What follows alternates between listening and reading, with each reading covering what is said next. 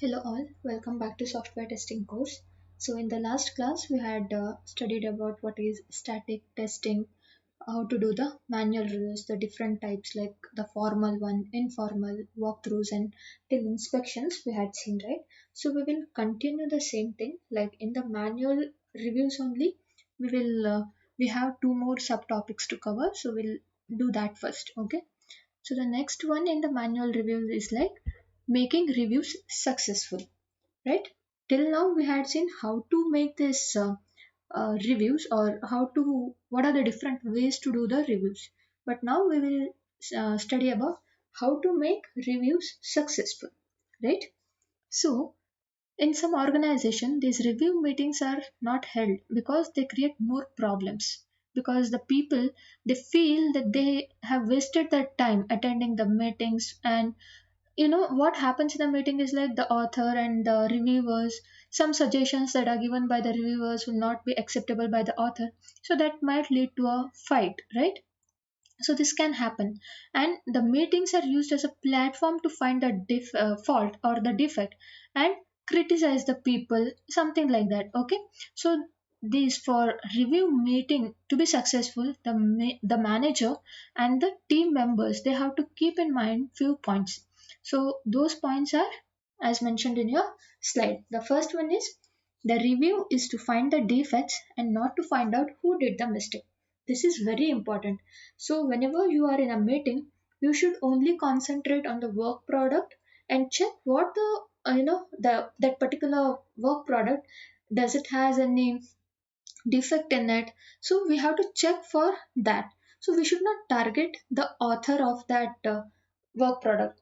So we are people, right? Finally we are a human being, so we are tend to make mistakes, so mistakes can be done. So we have to accept that and we have to find the defect and not to criticize the people or the human being who has done that particular mistake. So the next point to remember is like while obtaining productivity matrix, the focus should be done on the average value for the total team rather than for the individual team members. Say for example, we'll take example of the code only, okay? So say suppose the code walkthrough is going on. So whenever this process or this code review is going on, we should keep in mind that we should suppose we have found out like for thousand line of codes we have found around 50 defects, and so out of those 50 defects like 30 defects are from one specific module, that was say suppose it is coded by person A. So here we should keep in mind that so we should keep in mind that like we have found like of out of 1,000 lines of code we have found 50 defects. How to rectify them, within what time we have to rectify them, when should be that has to be followed up. We should keep this thing in mind, and we should not target the person A who has done or whose module has got 30 you know defects. We should not criticize him. Fine. Next, the moderator has to ensure that the members discuss issues but not argue. Yeah, this is simple one, right? You should discuss the defects or the issues whatever you are having in the work product. You should not argue. The next one is like team members should not get emotionally attached to their work. This is basically for the developers, right? So whenever code walkthrough is going on, say suppose some person A, he has his code walkthrough is going on and many defects are found in that. So as a person, as a coder, he should keep in mind that this is okay. He has done that, he has coded that particular module and there are some defects in that. So he should check whether those defects, whatever are pointed out in the review are actually the defects or not. He should justify it, whether it is a defect, it is not a defect, something like that. He should justify as a developer, and he should not be emotionally attached to his work. He should not argue that this is not a defect. He should gracefully accept it if it is an actual defect. The next one is the objective of the review meeting should be clearly defined. Yes, this is very important. It is the manager's work. So he should be giving you the proper objective, what things to be done in the meeting. So only that particular objective has to be discussed, not other things. The next one, is the review team should have persons with expertise and those who look at things objectively. So as we have seen, right, the review team where we had reviewers. So those reviewers should have the proper domain knowledge. They should have the business process knowledge and they should also have the programming knowledge. The next is every member of the review committee should go prepared for the meeting. So this is necessary. Why? Because the manager, he would be giving you the agenda of the meeting, the work products that would be reviewed in the meeting, and the objective of the meeting. So as a reviewer, as a author, what you have to do is like you have to prepare, you have to go through the document work or the work product before the meeting. You should have your questions ready.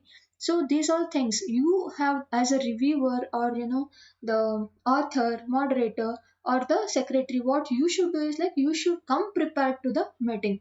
You cannot directly blankly come to the meeting, and there and then you cannot go through the work product and you cannot find the defect. So you have to do your preparation well before the meeting. Next, the checklist and the coding guideline should be used in the review. After every project is completed, this checklist should be updated. So we already know what is a checklist, and according to that checklist and the coding guidelines only, you have to, suppose if it is a code, so you have to follow the coding guidelines, you have to follow what is present in the checklist, compare the checklist with the review whatever you have reviewed.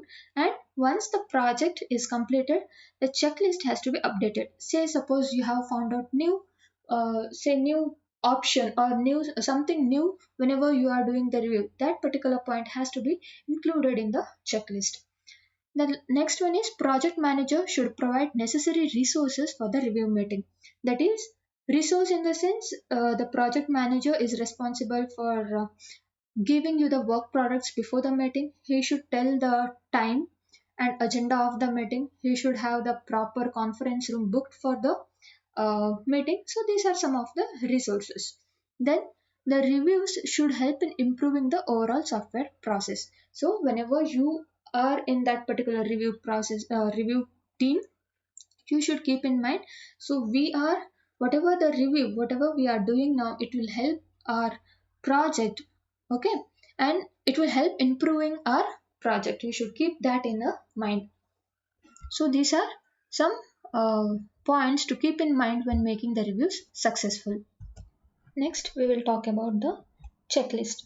So we will be talking about the checklist in different work products. So each work product, what should it contain? Okay. So during the static testing of different work products, or maybe even in your dynamic testing, these play a very important role. So every work product, it has a checklist to be prepared.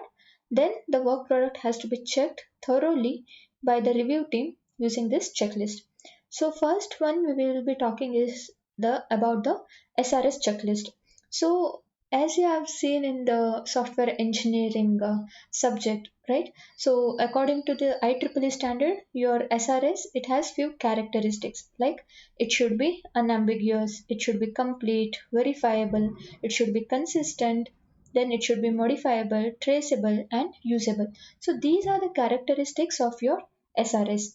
So accordingly, you have to prepare the checklist for the SRS document. So your SRS checklist, it would contain like the points such as, is there any ambiguity in the SRS document because of the natural language used? This comes into picture whenever, how do we write the SRS document? Using the normal English language, right? So whenever you have this normal or the natural languages used, some requirements, there might be ambiguity. There might be some confusion in the way it has been written. So you have to check the SRS document for this ambiguity, whether there are any ambiguities present, whether it is giving you different meanings at different places. So this you have to check. Then you have to check for the another point in the SRS checklist would be, are the user requirements completely covered in the document? So you have to check whether entire or whatever the user requirements, whatever has been said, it is captured or not, whether you have missed something, maybe the functional requirements, non-functional requirements, or say suppose constraints have you missed something, you have to check in. Apart from that, you have to check for the document whether the functional requirement and the non-functional requirements are as specified. Next, you have to check also whether the SRS document, whether it is usable during the remaining stages of the development. It should be usable, right? So SRS is your base. So from that base only you can then have your design. In the design phase you'll use SRS, coding phase also you'll use SRS, in the testing phase also you'll SRS. So you have to make sure whether the SRS is reusable in the next stages. Then, is SRS document validated by the client? This is very important. Your SRS document, whatever you have written, the author has written, it has to be verified by the client also. Then you can also check whether you can make easy changes to the SRS document. Whether whatever the changes, suppose there is any change, can you make it easily in the SRS document? Okay. And again, you can check whether there are any inconsistencies in the different portions of your SRS.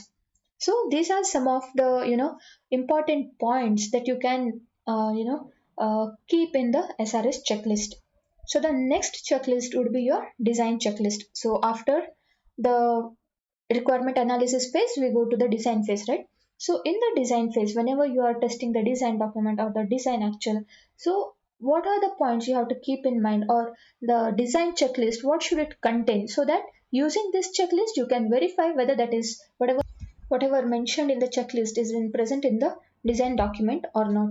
So first point in the checklist can be, is every functional requirement taken into account? So for every functionality you have to check whether the design has been specified for it. So are the next one is like, are the performance requirement met?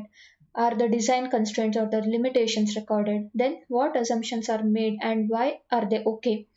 Again, why the chosen algorithm is okay. So whenever the design document you are testing it, so these kind of things will come into picture, like whether, suppose you have used the algorithm, why have you used that algorithm, why not the other algorithm. Then you can check for the data structures, like suppose you have used linked list, why linked list, why not queues. So these things can be checked in the design document. So apart from this, you can also check for whether the error handling has been taken care or not, and is there a detailed design for each module that has been done or not, or whether the design is modular or not. So these are few of the things which will be present in your design checklist. So the next one is GUI checklist. So this is for your graphical user interface. Whenever you are testing graphical user interface manually, you should have some of the points that should be present in the checklist, so that you can verify accordingly with the GUI. So the points can be like, is the application starting when the icon is double clicked? Then is the application starting twice when the icon is double clicked? Then is the caption of the main window of the application is having the same name as the icon? Is every window having a correct title? So these are few of things, few points that would come in your GUI checklist. Say whenever you are testing a GUI manually, you have to, what do you have to do? You have to click on the icon, double click on the icon. So whenever you double click the icon, you have to verify whether the application is opening once or twice. So whenever the application has been opened, you have to check for the title, whether proper title is there or not. So say suppose if you have multiple buttons on the GUI, you have to click on each button and check what it does, whether it is causing an issue. So if you have text area, what is the maximum limit of it? If you have text box, what is the maximum limit of it? What are the types of input it is taking? So these all things can be captured in your GUI checklist. So apart from this, you can also check for look and feel of the GUI, whether all the screens that are that would be displayed, are they consistent? Then are they having the correct title? Then you can have, suppose if wrong input is entered in a field, what type of error message is coming, where the error message is displayed. So these all things can be put up in your GUI checklist, and according to these points, whatever mentioned there in the checklist, you can manually verify the GUI. Okay. The next checklist is your website checklist. So this comes into picture whenever you want to manually test, okay, the website. So in the website checklist, what are things can be present? So first you can check whether the website, it work exactly the same way for all the browsers. You can open the website in different browsers and check whether the look and feel of the browser is same in all the, you know, look and feel of the website is same across the browsers. Or say suppose whenever you open it in Firefox, whether any UI distortion is there or not, you can check this one. So if your website is having links, you have to click on each link and verify what is, displayed, whether any pop-ups are blocked or not. You can check this one. Then if you have the option to print, so is the page printer friendly? Does your website have sitemap? Then what is the search option? Where is it present? Is it convenient for the user? Where and the next one is like accessibility. So whether have you provided an accessibility feature for the disabled? If you have audio content, whether it is playing properly or not, is there an issue with that? So you can have all these things in your website checklist, and accordingly following your checklist you can compare that with your website. Okay, so these are some of the checklist will what we have seen. That's it for today. We'll conclude our session. Thank you.